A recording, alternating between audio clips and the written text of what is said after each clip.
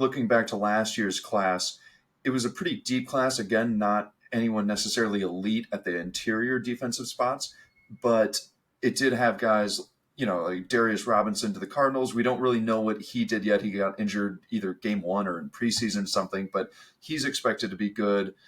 Johnny Newton, Jerzon Newton, whatever you want to call him, on the Commanders. Tavondre Sweat to the Titans. He was good last year. Braden Fisk to the Rams obviously was great. So last year did have some D tackles that weren't necessarily highly touted. Byron Murphy to the Seahawks was probably the highest D tackle, in the Yep. draft last year, and he was decent.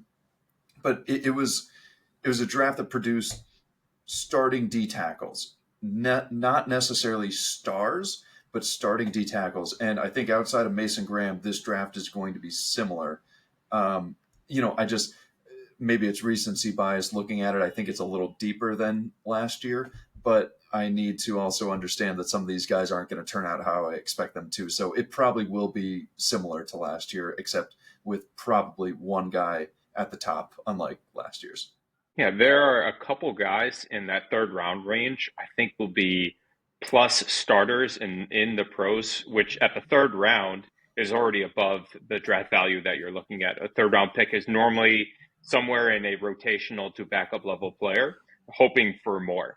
There are two guys in particular I think are above that are going to fall a little. First is CJ West out of Indiana, who, when you watch an Indiana game this past season, the player they talk about the most on the defensive side on either team was always CJ West. Is always making an impact on the interior defensive lineman. He won't go as high as other guys because his measurables are just not elite. But you are getting a plus starter probably for 8 years along the defensive line. And another player is Alfred Collins, is a little on the flip side, where he has a little more upside as a player. He has great size on the position. It's just been inconsistent. Has some injury concerns through his career. So And he's those out of two guys, Texas.